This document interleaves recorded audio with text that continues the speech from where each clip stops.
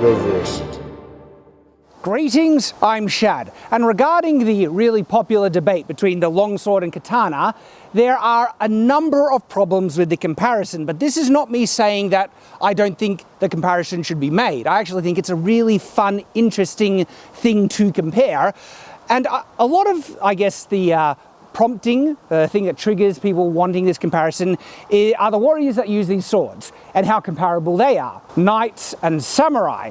And then they want to think, well, what are the most stereotypical swords that these warriors used? Even though these swords aren't actually the primary weapons that these warriors often use. For knights, I mean, they use a wide range of weapons. Yeah, pole arms, of course, clubs, maces, as well as axes and firearms. Samurai use firearms as well.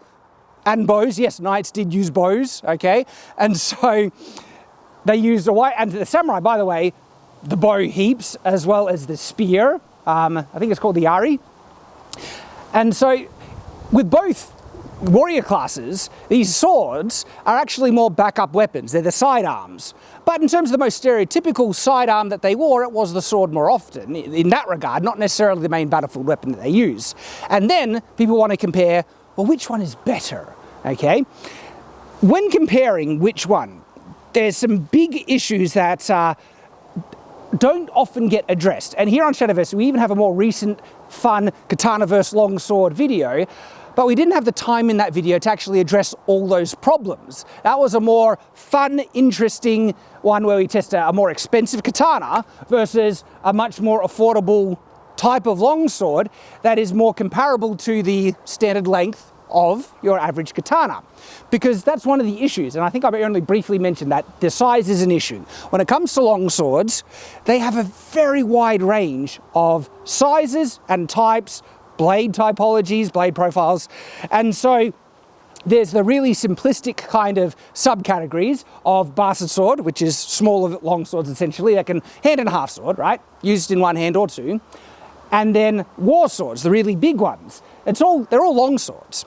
But then you could find even a wider range of categories from the oakshott typology, where you have, say, an oakshott type 18C, this one right here, also known as an Alexandria style sword, distinct by how wide the base of the blade is and how strongly it tapers. So there's a lot of different types of long swords.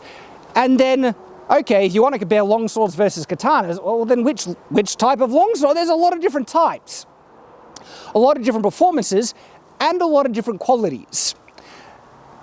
People have kind of an idea of katanas need to be razor sharp, otherwise it's an unfair test. And then they test it against long swords that are not equally sharp. And there's an absolute bullcrap misconception to say, long swords, they weren't meant to be as sharp as you could possibly get. No, of course. But there's a range, and there's also different uses and stuff. By nature of the longsword, because of the crossguard, you can easily wrap your finger over the crossguard. You can't really do that as well, you know, because the tsuba gets in the way. But that gives you a bit more leverage on the sword. And for that reason, sometimes the bottom part of the blade was not as sharp, but the top part was razor sharp in a lot of instances. And to say that all katanas were always razor sharp is also a big misconception, because just by general use, they're going to get dull and blunted. And sword maintenance is a thing that you always need to deal with, no matter what. So a lot of Katanaverse longswords actually do compare against longswords that are not as sharp or not as well made.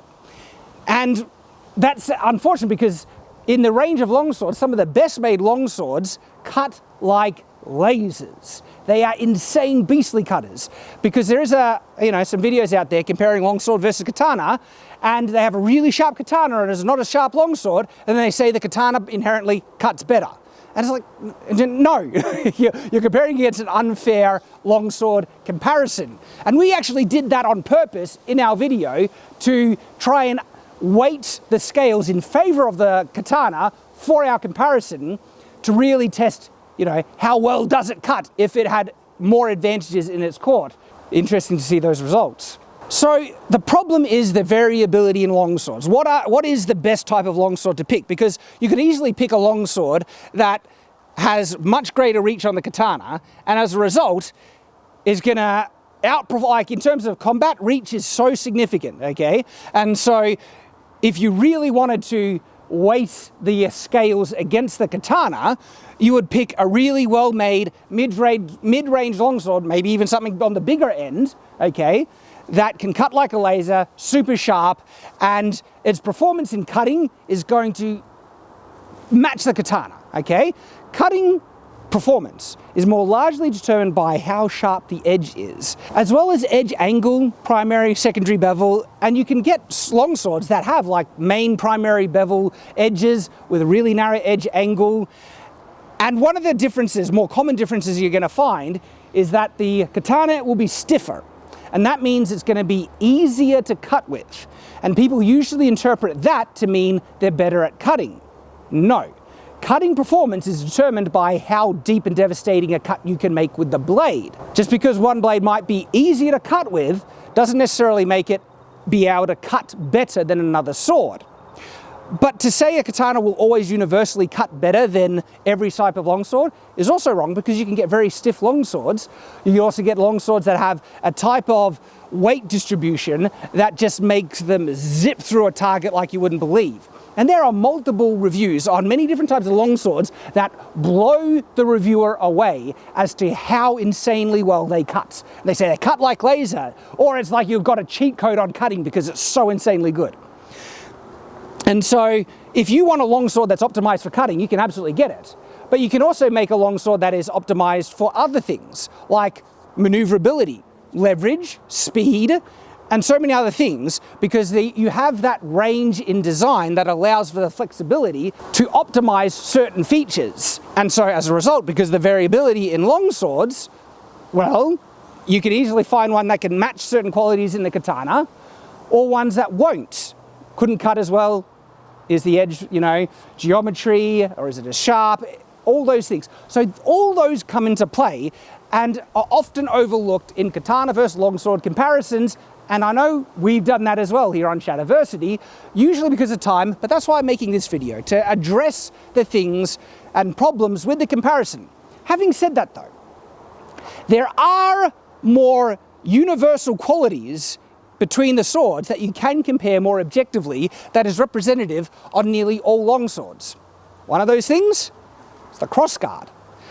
You can really do an objective test onto which is better, for hand protection, a Tsuba or a crossguard. In actual fact, it sounds like a fun video. We might do that as a dedicated video, doing a deep dive comparison. We have a quick test in our katana busting, myth busting video. But a deep dive might actually be really fun to compare crossguard versus Tsuba, because that is a very strong objective standard that exists with many longswords that you can compare to a Tsuba. The advantage of having a secondary edge to be able to do back edge cuts, which you can't do with a katana, but you can do with a longsword, which increases its maneuverability, its range of motion, and its speed in certain biomechanical movements, that are also more objective comparisons that exist on all longswords that you can compare against a katana. A katana, on average, because of the nature of its design, will have a longer edge bevel, which means you can have a more narrow edge, usually, with a thicker spine. To match this type of edge angle, two double-edged swords will usually need to be thinner. And so you can compare flexibility versus rigidity and how much that impacts cutting performance or ease of cutting. That's a more objective thing that you can compare as well. And so those are the standards that people really should be looking at if they're comparing katana versus longsword. It needs to be well made. You could focus on the more universal standards. And then if you really wanted to be as fair as possible, you should probably pick, well, this one is tricky, okay? Because this is what we did in our video. We picked a longsword that was equivalent in size to the katana. Is that fair? It is and it isn't. It is fair in comparing two swords of more equivalence. Like if you're comparing two swords, the sword that, like this sword here, is about just as heavy as this katana, but it's longer and has a reach advantage, and already right out of the gate it has a big advantage over the katana. And so there's an unfair comparison in that regard because of it's just a massive reach difference. So in that sense it's a bit unfair, but it is also very representative of the longsword category. And so to disregard the fact that most longswords are much longer than your standard katana makes it not fair if you don't acknowledge that. So the best thing that you could really do is compare this specific longsword to this specific katana, with the caveat that this is not really representative of all longswords, but it will be representative of this size of sword. And so these two swords, and we have a dedicated video on this, right, are much fairer to compare, okay, as what are the qualities between these two swords, which is actually better between this sword and this sword. And you could extrapolate some of the results a little bit to other long swords for this one, if you just kind of ramp up the scale. And because this is very representative, this katana is very representative of many sizes of katana, you can extrapolate more of the results on this one to other katanas than you could with this with other long swords. But again, that is fair, yet it is not necessarily fair, because this is not representative of what most long swords are like, not by a long shot, where this katana is actually a bit more representative of many traditional katanas.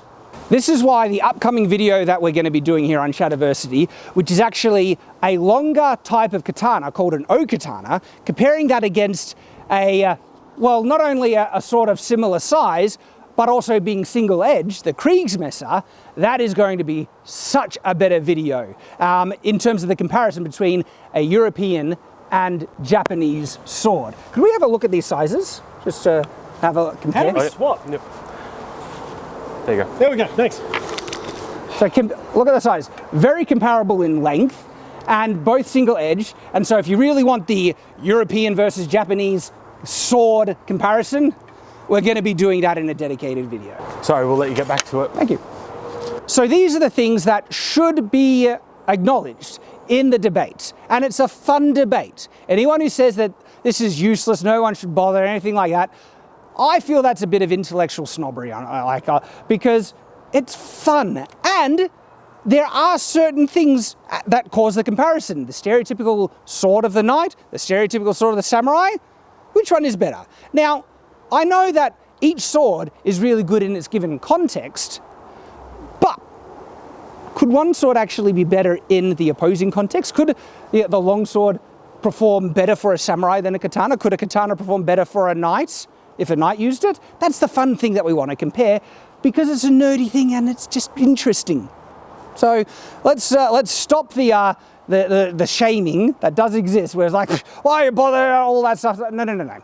It's fun, and check out the dedicated video where we are comparing this katana versus this Bastard Sword style longsword. Hope to see you there. Check it out. We'll put a link, you can click on it. It's right there. Just click on the video. Check it out, because the results are interesting.